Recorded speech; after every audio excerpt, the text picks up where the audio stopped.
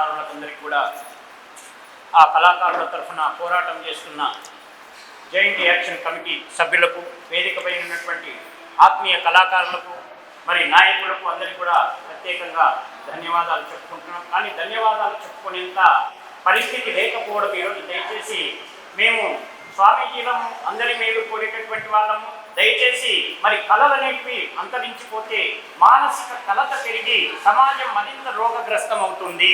దయచేసి అంతరించిపోయే కళల్ని మనం గుర్తించవలసిన అవసరం. చూడండి, ఒక కుటుంబంలో న్యాయం దక్కడం లేదని ఒక ఆయన సపరేట్ సంసారం పెట్టింటాడు అనుకుంటాం. మనం తెలంగాణ కూడా అలాగే సపరేట్ సంసారం అని ఆంధ్రుల మీద ఏదో చెప్పేసి మనం ఏర్పాటు చేసుకున్నాం. మరి చేసుకున్న తర్వాత ఇక్కడ ఉన్నటువంటి కళాకారులకు న్యాయం దక్కాలి కదా. చెప్పండి, చాలా మంది పాపం వాళ్ళ వంశము నశిస్తున్నా కూడా ఇంకా పట్టుకొని కళల్ని పోషిస్తున్నటువంటి కుటుంబాలు మేము చాలా కుటుంబాలని గుర్తించాము. పాపం వాళ్ళ కంట నీరు తప్పిస్తే కానీ గొంతు లోపట ఆ యొక్క గాన మాధుర్యము ఎంత ఒడిసి పడుతుందంటే ఘంటసాల గారి కంటే ఎక్కువగా కూడా గొంతుని వినిపించేటటువంటి కళాకారులు ఉన్నారు. వారిని చూస్తున్నాము. దయచేసి అటువంటి కళాకారులను గుర్తించాలి. వారి యొక్క కళా నైపుణ్యతని గుర్తించి మరి ఇంతకుముందు మా భూపతి గారు అన్నట్లు మనము దయచేసి తగిన సరైన అర్హత ఉన్న కళాకారులకు న్యాయం దక్కాలి. మనం తెలంగాణ రాష్ట్రం ఏర్పడి 12 సంవత్సరాలు దాటింది.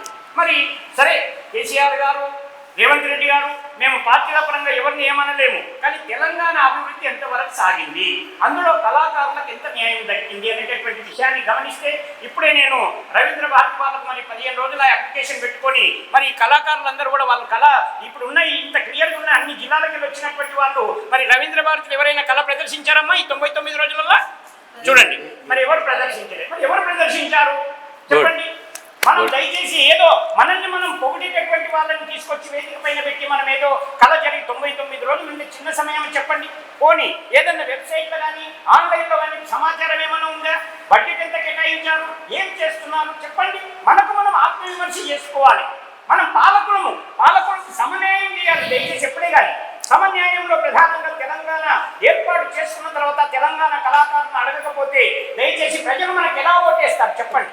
ప్రజల ఓటుకు వాళ్ళ యొక్క జీవన విధానాన్ని, కళాకారుల వాళ్ళ యొక్క సకల కళలు, యాక్చువల్గా సకల కళలు మనము చాలా కళలు అంతరించిపోతున్నాయండి.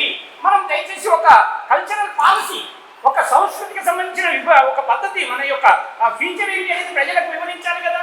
మరి అది చెప్పకుండా మనం ఏదో చేసేస్తే అప్పటి పూర్తికి ఆ పప్పంలాగా పండగ గడిపేస్తే లాభం లేదు.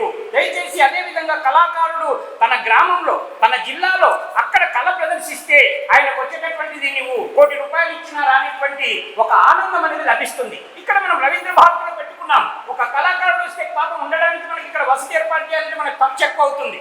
కనీసం వారికి ముందే సమయం ఇచ్చి చెప్తే కళాకారులందరూ చూడండి, మేము ఇంత ముఖ్యమైనటువంటి నాయకులను సైతము మరి నేను సంధ్యమ్మ గారి టీంకు నేను ఎప్పుడో చెప్పాను 15 రోజుల క్రితమే, అమ్మ రెడీ ఉండండి, మనం అప్లికేషన్ పెట్టాము, మనకు పర్మిషన్ ఇస్తారట. ఇంతవరకు లేదు. ఇప్పుడే ఫోన్ చేస్తే గురువు గారు వేరే దాంట్లో అవకాశం ఇస్తాం. వేరే దాంట్లో అవకాశం ఎప్పుడు చెప్పండి? 99 రోజుల కళలో ఒకటి మీకు అవకాశం మాకు ఇవ్వనప్పుడు ఇంకెప్పుడు ఇస్తారు చెప్పండి. దయచేసి దీనికి మనము కళా విభాగం రవీంద్ర భారతి ఇంకొకటి దయచేసి మన మినీ రవీంద్ర భారతులు అన్నారు. ఎక్కడున్నాయి చెప్పండి? తెలంగాణ ఏర్పడి 12 సంవత్సరాలు అయితే మరి జిల్లాల లోపల మినీ రవీంద్ర భారతిని ఏర్పాటు చేయడం కానీ మనం అసలు కళ ఈ కల్చరల్ సంబంధించినటువంటి సాంస్కృతిక ఒక శాఖను ఏర్పాటు చేయడం, దానికి సంబంధించినటువంటి ప్రతి జిల్లాలో ఒక విభాగం పెట్టుకుంటే మరి అందరూ దాంట్లో బాలులు కూడా చక్కని కళను ప్రదర్శిస్తూ కొత్త జనరేషన్ వస్తుంది. వాళ్ళని మనం ప్రోత్సహించవలసిన అవసరం ఉంది. మరి ఇంతకుముందు మనం వేరే రాష్ట్రాల్లో కూడా ఈ విధంగా మరి ఆ ఫండ్ కేటాయించి ప్రత్యేక న్యాయం చేస్తున్నారు కళాకారులకు. ఈ యొక్క సామాజిక న్యాయం చేయడంలో కూడా మరి అదేవిధంగా వారికి ఎన్నో ఉపాధి విషయాలను కూడా ఏర్పాటు చేపించి వాళ్ళల్లో ఆనందం నింపుతున్నారు. మరి మన రాష్ట్రము ముందుండాలని కోరుకుంటూ ఇకనైనా గుర్తించి పాలకులందరూ కూడా ముందుకు సాగాలి, కళాకారులకు సకల కళలకు న్యాయం చేయాలని కోరుకుంటూ ఇట్లు శ్రీ జ్ఞానపీఠము సాధు మహారాజ్ రఘోత్తమాచార్యులు. నమస్కారం. నేను పాలమూరు నుంచి వచ్చాను. నమస్కారం.